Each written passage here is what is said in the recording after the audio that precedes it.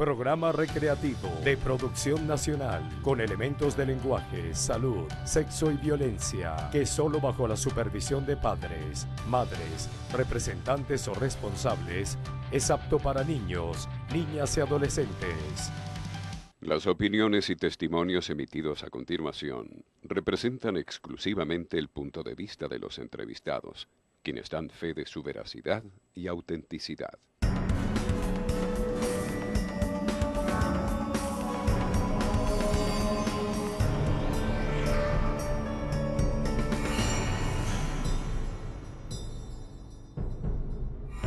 Desde finales de los años 50, la telenovela se convirtió en un fenómeno que cambió contundentemente el destino del entretenimiento en los venezolanos.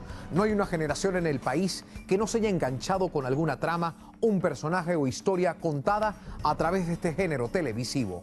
Por la telenovela han pasado personajes inolvidables, algunos memorables por la impecable interpretación de los actores más respetados del país y otros porque vinieron a cambiar nuestra manera de pensar, actuar y sobre todo han sido el reflejo de distintas situaciones que han marcado la vida de cada uno de nosotros. Hoy hemos preparado una lista con los personajes más importantes del género de la telenovela, personajes influyentes para el venezolano, cuyo impacto social está implícito en nuestra historia. Hashtag detrás de LC, nuestra etiqueta en redes sociales. Mi cuenta en Twitter es @LuisOlavarrieta y en Instagram OlavarrietaLuis para sus comentarios y sugerencias. Disfrútenlo.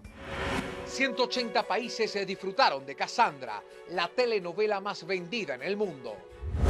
En la casilla 22 se encuentra Randú, interpretado por Henry Soto.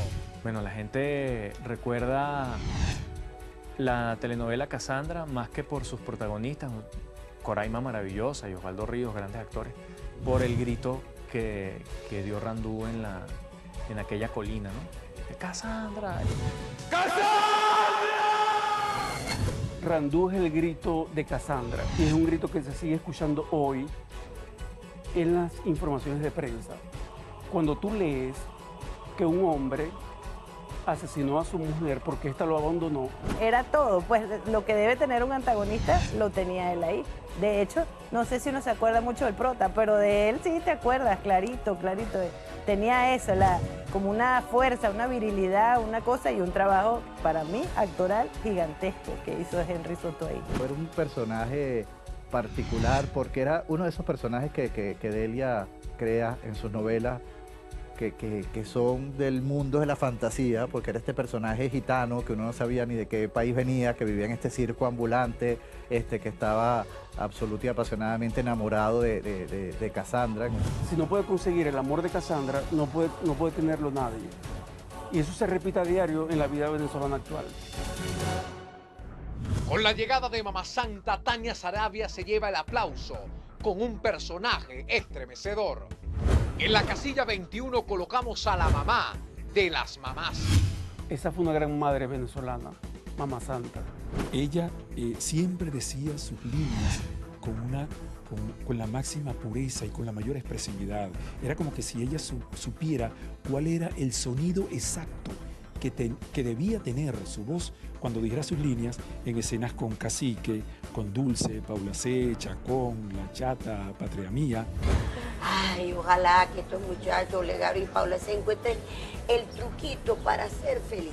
Tania tiene una gracia, tiene una manera dentro del universo de la perfección a nivel de belleza. Está Tania, la loca de Tania, diciendo las cosas que dice, de la manera que habla. Pero también interesante de Mamá Santa es que le da independencia a la gente con cierta discapacidad, en este caso la discapacidad visual. Los ciegos eran los demás habitantes del barrio República, porque muchas veces era ella la que distinguía con nitidez lo que muchos de ellos tenían frente a sus narices. Y Mamá Santa nos dijo que más allá de cualquier limitación física, la más importante es la limitación mental, y que las limitaciones mentales son las que te obstruyen el camino. Eso lo hizo Mamá Santa. La corrupción venezolana estuvo interpretada por Roberto Lamarca. En la posición 20, el doctor Valerio de Por Estas Calles le dio al televidente un personaje muy particular. El doctor Valerio es un personaje emblemático dentro de las telenovelas venezolanas porque usaba un recurso que se llama el playback. El playback es este ardid que utilizamos los escritores para mostrar el pensamiento del personaje, qué está pensando y que puede decirlo como en voz alta sin que los demás lo escuchen. Hoy como cochino frito aunque la difunta se revuelque en esa tumba.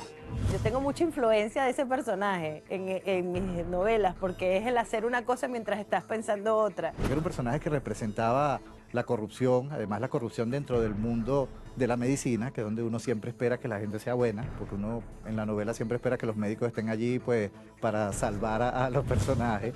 Son como el símbolo de la salvación cuando las cosas se ponen graves. Y el doctor Valerio es un personaje de un cinismo maravilloso. No en vano logró casi la totalidad de la audiencia en su momento.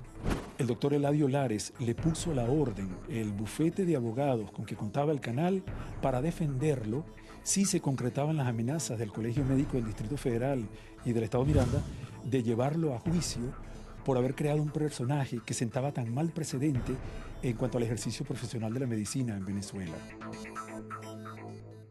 Vas a seguir a Abigail. El ímpetu de la mujer venezolana logró definirse con esta frase. En la posición 19, Catherine Fulop le dio a la venezolana un espejo. Yo siento que es el avatar de las protagonistas venezolanas. Abigail era la frescura, era una prota perfecta. Catherine Fulop es una prota perfecta y ese personaje era eso, porque ¿qué quieres tú lograr con una prota? Que todo el mundo la vea y diga, ay, cónchale, que se le logre sus sueños, que se le cumpla todo, que sea feliz. Y Abigail tiene esa cosa de la mujer venezolana, no solo la belleza física, sino también como el desparpajo, esa manera de decir las cosas, esa alegría, ese brillo que tiene la mujer venezolana. La presencia escénica de Catherine Fulop en las pantallas hizo que la amáramos desde aquel año 1988, cuando hizo la liceísta Abigail Guzmán. Un personaje tan entrañable, y era que crecía frente a los ojos del espectador. O sea, pasaba de ser una adolescente a ser madre de un adolescente. O sea, fue uno de esos personajes que vimos crecer frente a la cámara. O sea, la actriz tuvo que representar todas estas etapas de la vida y la gente se veía representado en eso. Vas a seguir a Abigail y quedó, y eso que tú dices, la gente, los carricitos hoy en día no tienen ni idea y lo siguen diciendo, pegó, rima, no sé, es una frase bendita de Dios, pues, y quedó así. Yo la odio. Quisiera verla quemándose en una hoguera como Juana de Arco. Ay, Abigail, todo lo que hace el amor. En la posición 18, Natalia Strainer le dio a las mujeres con kilos de más un espacio en nuestra pantalla con Mi Gorda Bella.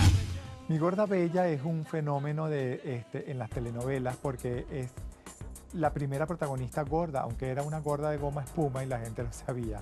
Además, Valentina le da una dimensión, una proporción distinta al amor en telenovelas, porque era un amor sobre una gorda. Pero yo creo que el trabajo de la actriz sobrepasaba el maquillaje. O sea, llegaba un momento en que no te hacía falta ni siquiera el maquillaje para entender los problemas del personaje y la gordura del personaje.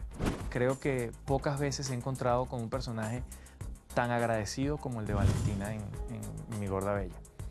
La gente la recuerda con muchísimo cariño, en su momento fue un exitazo, todavía la novela se repite y se repite alrededor del mundo. Natalia lo hizo precioso y el éxito no se cuestiona, pero me encantaría ver una telenovela venezolana donde la gorda fuera gorda, sin goma espuma. ¿Puedes saber quién eres tú, gordita? Ah. Yo. Valentina.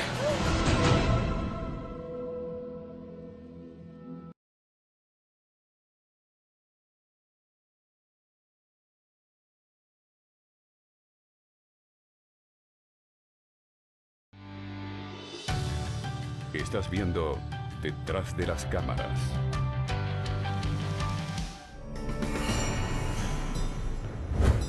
Posición 17, colocamos a uno de los malos más memorables en la televisión. Mariano Álvarez nos mostró la capacidad de la maldad con Nicolás Feo. El gran villano masculino de la televisión venezolana, este es un país de actrices y Mariano Álvarez entró en un lugar donde no han entrado muchos caballeros. Pues el mayor riesgo de Nicolás Feo fue que nos habló de frente, le habló a la cámara y uno sentía que se estaba metiendo en la conciencia de uno. Él nos hacía partícipe de su psicopatía. Me explico. Era como que quedábamos amordazados, literalmente atados de pies y manos, porque él nos ponía en conocimiento de cuáles eran las tropelías, lo que sucedería en los próximos capítulos de Paraíso, y nosotros no podíamos avisarle a ninguno de los personajes de la novela. Era un personaje lleno de tic, de cosas curiosas, era un personaje con una composición psicológica brillante, o sea, era un personaje que se escapaba de la normalidad. O sea, ese personaje nos pasea por los rincones más oscuros de la mente humana. Esto es en serio, Débora. O me dices dónde está Eva, o te quedas sin sacrosanta madre. Un personaje llevado a los extremos, pero con un trabajo actoral tan brillante que resultaba totalmente creíble. En la casilla 16, Daniel Alvarado terminó de apropiarse de la audiencia cuando volteamos y nos enamoramos de D-Lady. D-Lady era, cúnchale, el sueño de todas. Pues D-Lady era esa chama que no vemos, a la que le sacamos la mano, le damos unos billetes y nos da un periódico, fuera la prota de una novela. Ajá. Y sí, entonces D-Lady era la Cenicienta de alguna manera. Pero una Cenicienta hiperrealista. La mejor protagonista que ha tenido Venevisión en los últimos 20 años. Tú echas la mirada hacia atrás y te cuesta conseguir. D-Lady es la niña caraqueña que sueña con una vida mejor, a pesar de que es una niña pobre, que vende periódicos en la calle, pero que ve pasar todos los días a su amor y que algún día se promete que ella va a tener un amor parecido a ese. Yo creo que todos nos identificamos con ella porque ella no quería desilusionar a nadie. Ella quería cumplir los sueños a la mamá. Ella no quería desilusionar al novio, ella no quería desilusionar a la amiga. Ella tenía sueños que quería lograr y no descansaba hasta verlos hechos realidad. Por eso esa jovencita fue muy apreciada, muy admirada y como personaje extraordinario para Danielita. Por estar 1 año, 7 meses y 5 días enamorada de ti diciendo, ay, para que te enamores, para acá, Claro, en mi mente, por supuesto. Esa maravilla de que fue una novela que no terminó en vestido de novia, sino en toga, graduándose. Era como una suerte de oye, a ver si las muchachitas que están por ahí... Claro, de que la vida no se termina en un tipo, de que los tipos son chéverísimos. Hay otras cosas, hay algo más allá, y D-Lady lo representó perfecto. En la posición 15 volvemos con Por estas calles y Carlos Villamizar, quien paralizó al país con El temeroso hombre de la etiqueta. Carlos Villamizar encarnó al hombre de la etiqueta, un funcionario policial prácticamente asqueado con la corrupción de los medios judiciales en Venezuela. El hombre de la etiqueta nos plantea una conversación ética con la justicia venezolana. Es el hastío, es la humanización del hastío por la falta de justicia en un país. El personaje de la etiqueta y que se volviera un héroe y un emblemático habla terrible de nosotros. Pues yo creo que él venía como a cumplir deseos ocultos de un gentío. Porque uno podría decir representa la justicia, pero esa es la justicia que queremos. Oye, ¿tú sabes por qué progresa el AMPA? Porque no tiene burocracia ni memorándums. Y porque además es común ver reseñas de prensa que te dicen que el pueblo a veces cobra venganza y toma la justicia en sus manos. Y eso era el hombre de la etiqueta en el año 92. Aquel símbolo de ponerles la etiqueta en los pies, como esa etiqueta de la morgue que creó Ibsen Martínez, siempre genial con ese tipo de cosas, lo hacía inolvidable. O sea, porque era tal vez el primer asesino serial de la telenovela venezolana. Es el ojo por ojo, el diente por diente. Es la venganza tomada por sus propias manos, de la venganza del pueblo contra la ineptitud de una fuerza policial que no hacía nada para combatir la corrupción, la delincuencia, los secuestros. La venganza tuvo rostro de mujer. En la posición 14, Altagracia del Toro afianzó el suspenso con La mujer de Judas y le dio a Astrid Carolina Herrera el título de primera actriz. El personaje nace de el prototipo de la venganza, de conseguir un personaje que fuese vengador. Esperamos mucho tiempo para que Astrid Carolina tuviera un personaje que marcara tanto a la audiencia. Yo creo que ella también esperó mucho tiempo por un personaje así. Y yo creo que la dulzura que le imprimió Astrid Carolina Herrera al personaje, a pesar de ser una mujer muy dura, ella le dio un toque de sufrida, de un toque de mujer golpeada por la vida, de una manera tan fuerte que cuando el personaje se quiso vengar, el público entendió perfectamente que ella tenía todo el derecho de llegar a hacer eso. Era emocionante ver cómo estaba enajenada Astrid en esa imagen fantasmagórica de una asesina en serie. Tú veías a Astrid fuera del set y estaba como mimetizada en la crueldad interna de Altagracia del Toro. Entonces yo quería un personaje que hubiese sido víctima de una injusticia social y que ese personaje pudiera regresar años más tarde a vengarse. La escritora Delia Fiallo logró lo imposible con Leonela, una mujer enamorada de su propio violador. En la casilla 13 ubicamos a Mayra Alejandra. Cuando yo vi Leonela, yo dije, bueno, señores, llegamos al llegadero. ¿Por qué? O sea, la propuesta de Leonela es inaudita, que el prota sea un violador, es de verdad insólito. Sin embargo, la pegó del techo. Era una contradicción constante, pero el personaje lo hizo tan bien, que era creíble, que era un personaje muy cercano, porque muchas mujeres que han pasado por esta cruda realidad se vieron identificadas. O sea, eso para mí, eso no era síndrome de Estocolmo ni medias tintas. Eso para mí era sadomasoquismo puro convertido en telenovela. Pero bueno, esa novela gustó muchísimo. Leonela era un personaje complicado, un personaje difícil de defender. Y allí tú ves no solo la sensibilidad de Mayra Alejandra como actriz, que logró convencernos de que era buena idea acompañar a ese personaje noche a noche con nuestra audiencia. Por lo regular, el conflicto es madre-hija enfrentada por un hombre. Protagonista, mejor amiga enfrentada por el hombre. Acá no. Acá el conflicto es de la protagonista con la protagonista.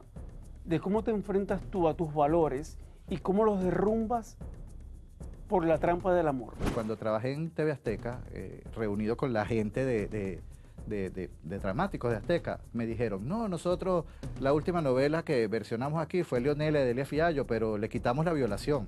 Y él me extrañó, le dije, ajá, ¿y cómo le fue? No fue muy mal, y me lo dijeron llenos de orgullo además. Era un disparate, o sea, era un disparate porque esa era la esencia de la novela.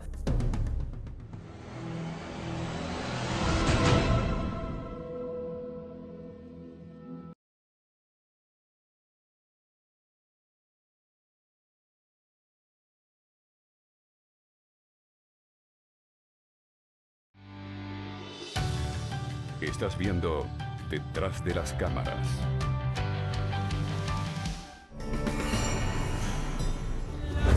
En la posición número 12, Hilda Abraham se convirtió en la figura más seguida del país gracias a Maniña Yerichana. Hilda era prácticamente una diosa de la selva, pues era un personaje fuera de lugar, era un personaje gigantesco, pero con esa misma mezcla que le dio la novela de terrenalidad. O sea, era un personaje fantástico, pero un personaje totalmente terrenal, pues totalmente lleno de pasiones desbordadas que Hilda supo imprimir, no solamente con una caracterización física que dejaba poco la imaginación. Esa fue una versión libre para televisión que hizo César Miguel Rondón sobre Blancanieves. Me explico. Incapaz de matar a la criatura recién nacida, el fiel Tacupay iba a la selva, mataba a un animal y le traía el corazón de la bestia a ella. Y yo digo que Maniña es como un Tarzán femenino. Maniña es la dueña de la selva, Maniña es obedecida por todas las bestias, Maniña es dueña del oro, Maniña hace un pacto con la luna roja por su eterna juventud, a cambio de que no pueda ver a sus ojos a un posible hijo. Ella se preparó física, mental y espiritualmente para hacer este personaje tan difícil porque representaba una figura mítica. Entonces, le costó bastante llegar a hacerlo. Nadie le quita a Maniña lo que es suyo sin que pague caro por eso, mujercita. Maniña Yarichana nos puso a muchos hombres a ver telenovelas en 1995, porque ella era una heroína recreada y renovada de la literatura fantástica. Dejó de ser la villana sexy para convertirse en una gran actriz con ese personaje. En la posición 11 tenemos a Carlos Márquez, quien reflejó en muchos aspectos a los hombres venezolanos con Eleazar Meléndez en La Fiera. Bueno, el caudillo venezolano está representado por Carlos Márquez en Eleazar Meléndez en La Fiera porque es un personaje tan fuerte, tan dominante, que es el prototipo del dictador venezolano. Era como ver a Gómez mandando en una hacienda. Era un personaje que prácticamente vivía en conflicto consigo mismo. Carlos Márquez es el terrateniente que roba ganados, que roba mujeres y que roba todo lo que tenga enfrente. Carlos Márquez, que hizo Eleazar Meléndez en La Fiera, año 78, se robó el show de la telenovela y pasó a ser el protagonista masculino de ese seriado de Julio César Mármol. Era ese papá que te quiere, que tú quieres, pero que es a través del terror de fregarlo, de desilusión. Era de faltarle más, la palabra yo creo que es esa, la falta. Era un tipo hipercorrecto que no permitía nada. Pero las mujeres lo adoraban, pues, o sea, eso suele pasar curiosamente en las novelas, que estos personajes que deberían ser despreciables, con esta cosa machista, este desprecio y este menosprecio hacia la mujer, a veces resultan encantadores. Porque además es bien sabido que la química entre Doris Wells y José Bardina, los protagonistas, no funcionó. Y entonces el personaje de Eleazar Meléndez, que era el padre de este hijo bastardo, que era Daniel José Bardina, se roba el show. ¿Y yo qué soy? ¿Un payaso? Uno que te manda real para que tú vengas, para que vengas hecho un abogado y vienes convertido en un cura. En Cristal todos los personajes lograron el éxito, pero hubo uno que llegó profundamente al corazón. La posición número 10 es para Lourdes Valera, con Cerebrito. Cerebrito es eso, es un milagro, es paradójico, pues una novela totalmente rosa, Cristal, magistralmente bien escrita dentro del género, que logró trascender Latinoamérica, fue un éxito en España, no sé qué. Y sin embargo, ese es el personaje del que uno realmente se acuerda, de Cerebrito. En una gran novela donde había muchos personajes robándose el show, la Cerebrito era como el sueño de mucha gente que tal vez no es la más bonita, tal vez no es la más agraciada, pero por sus valores como persona terminó construyendo una historia muy, muy bonita al final. Lo cual lleva como a un precedente de Betty la Fea. Era una suerte de Betty la Fea que se asomó ya en Cristal y que el público se identificó con ella porque pues no todo, a pesar de que en Venezuela la mayoría de las mujeres son bellísimas, no todas se sienten tan bellas como realmente lo son. Porque ciertamente Zoraida, que así se llamaba Lourdes Valera en Cristal, experimenta una transición del patito feo al cisne. Cerebrito es el primer nerd de la telenovela venezolana. O sea, el primer personaje en donde una actriz no se ocupaba de de verse bonita, y en vez de verse bonita se ocupaba de verse extraña. Pues es un personaje particular, construido desde la inteligencia. En la casilla 9, Gledys Ibarra estaba seleccionada con su papel en Por estas calles, con Eloína Rangel. Pero para nuestros panelistas fue difícil ubicar a la actriz en un solo personaje. Si a mí me preguntan personajes de Gledys Ibarra, me parece que hay personajes más importantes como Eloína Rangel en Por estas calles y Luna Camacho en Amores de fin de siglo, con aquella escena de ella rapándose la cabeza.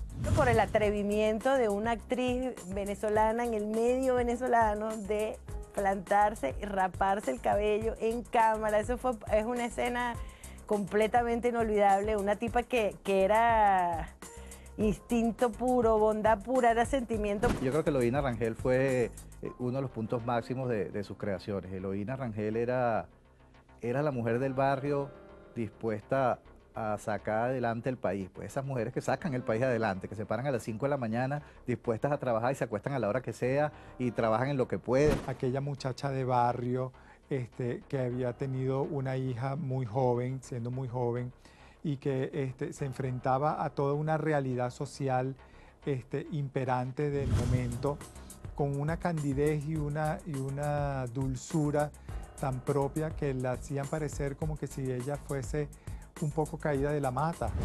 Ay, Eloína, qué papelón, chica. Pero ¿cómo fue que tú espalillaste 60.000 bolívares en menos de 3 horas, vale? La Diabla, sí. La Diabla tiene dos aspectos interesantes. Uno, como lo dice la misma Gledys Ibarra, es la metáfora del país incendiado, del país vuelto en llamas, del país que sobrevive a sus propias llamas. Ella protagoniza una de las tramas más fuertes de la telenovela, porque además de ser la madre soltera, guerrera, trabajadora, luchadora que vivía la economía informal, ella tenía como uno de los grandes orgullos de su vida a su hija, a mi alma. Resulta que esta muchachita va y le sale embarazada de su padrastro, o sea, del concubino de Mercedes. Eso fue un golpe demoledor para la Diabla. Yo necesito saber quién es el papá del chamo Darwin. Y cuando yo lo sepa, si es un tipo que no debe ser, mira, te juro, pana, que ese tipo lo mato. Y en la casilla número 8, la maldad hecha mujer se llamó Pastora Lara Portillo, interpretada por Flor Núñez en El desprecio. Esa señora era mala entre las malas. Su famosa jactancia en la novela, aquello de que yo tengo el corazón solo para bombearle sangre a otras partes del cuerpo, no son solo palabras. Esa era su descripción en cuerpo y alma. Pastora, bueno, esa cosa de entrar, simplemente entrar a escena y ya decir, ay, ajá, que la gente ya estuviera todo el tiempo pendiente de lo que ella va a hacer. Pues eso es lo que tiene que lograr una villana en general, pues, o sea, que la gente, cada vez que ella esté, tú estés pendiente de por qué es lo que ella va a hacer, y eso lo lograron perfectamente con ella, pues. O sea, era un personaje que estaba basado en los personajes más clásicos del universo, pues un personaje que tenía esa maldad de ser dueña absoluta del poder, de sentirse reina del universo, Dios, como se sentían los emperadores romanos. Entonces, una villana de semejante origen no podía ser sino brillante. Yo creo que Flor Núñez le sacó todo el provecho posible, o sea, se ha convertido como en una referencia. Me tomaría la libertad, incluso si pudiera compararla con algún personaje de los dibujos animados, yo diría que Pastora Lara Portillo era nuestra Cruella de Vil. Eso sí sería cómico, ¿no? Que todo el imperio que yo he levantado lo manejase una tartamuda idiota.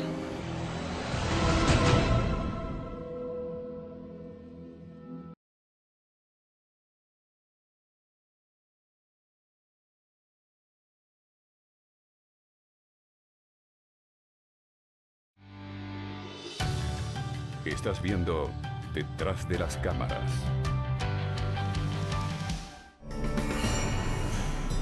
Nuestras formas, maneras y defectos se apoderaron de Eudomar Santos. En la casilla 7, Franklin Virgües llegó con sabrosura y se quedó para siempre en el alma del venezolano.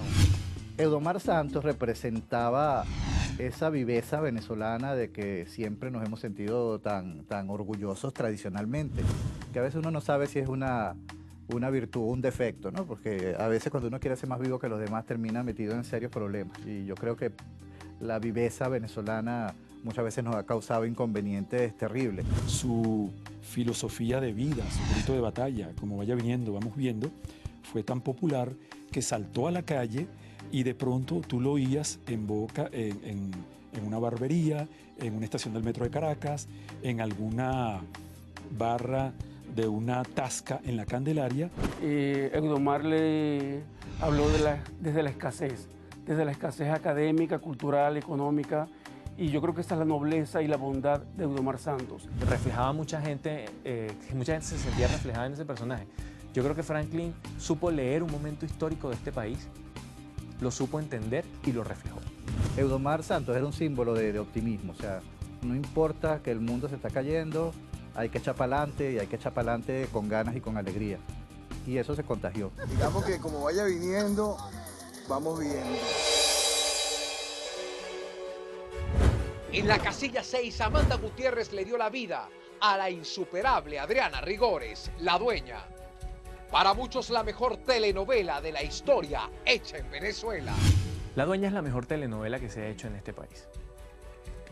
Y aunque hoy en día no creamos que en el Canal 8 se podían hacer ese tipo de cosas, aunque ahora nos parezca casi imposible de creer, en el Canal 8 se hizo una telenovela impresionante. Porque Amanda es lo más bello que ha parido una madre. Amanda era bellísima y era la prota más bella del mundo. Era una cosa, no sé, increíble. Y también eso, la frescura, la fragilidad dentro de una mujer muy fuerte.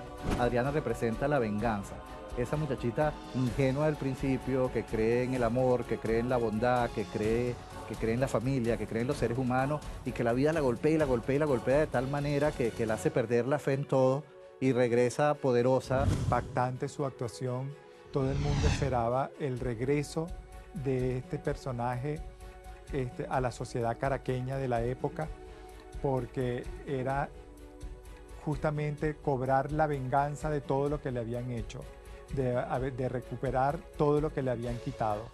Entonces, cuando uno es víctima de una pequeña injusticia, uno quisiera tener el poder de vengarse. La Dueña, creo que, en mi opinión muy particular, fue el mejor dramático escrito en nuestra televisión por esa dupleta que fueron José Ignacio Cabrujas y Julio César Mármol. Por decisión unánime, la casilla 5 se le otorgó a Marina Baura cuando representó a la barbarie con Doña Bárbara. Doña Bárbara es un clásico. Marina Baura en Doña Bárbara hizo un trabajo extraordinario porque además el personaje es uno de los personajes más emblemáticos de la literatura venezolana y latinoamericana. Marina Baura renuncia a toda su belleza física para darle otra fisicalidad a Doña Bárbara. Entonces fue pasmoso verla casi que como una bruja prehistórica. Marina Baura supo tomar esa máxima, ese precepto, y de hecho supo infundirle ímpetu y fuego a cada uno de sus parlamentos en los 34 capítulos que duró la telenovela. Dios libre al que se atreva contra Santos Luzardo. Ese hombre me pertenece.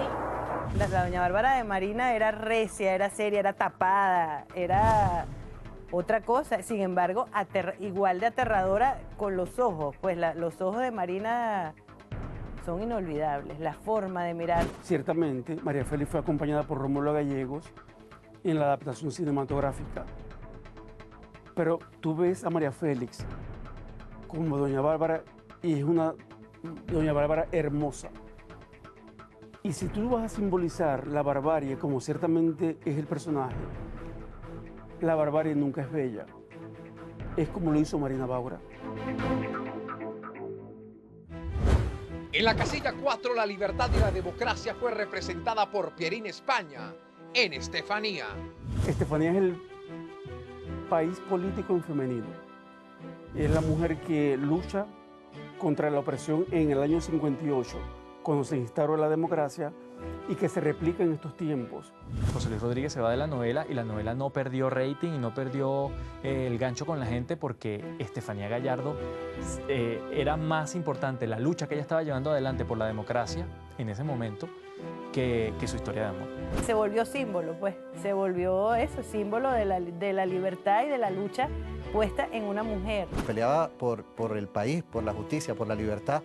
Creo que eso la convirtió en un modelo a seguir. O sea, ya la protagonista no era la mujer indefensa de la que había que sentir lástima, sino que era la mujer luchadora y aguerrida que había que copiar.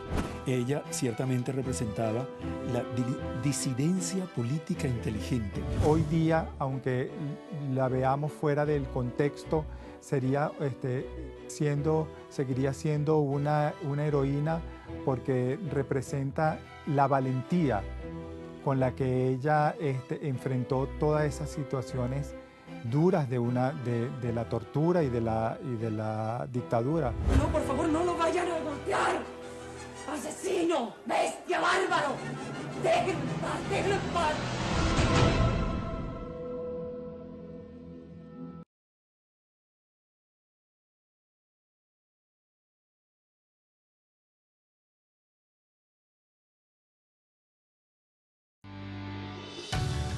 Estás viendo Detrás de las Cámaras.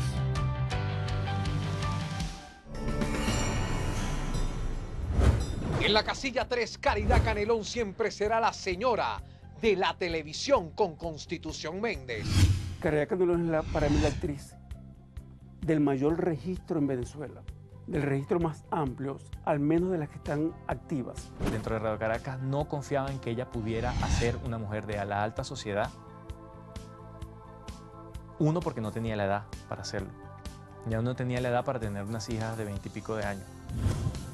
Y ella asumió ese reto y lo hizo. Y también porque la veían muy negrita para hacer ese personaje. ¿Qué hizo Caridad?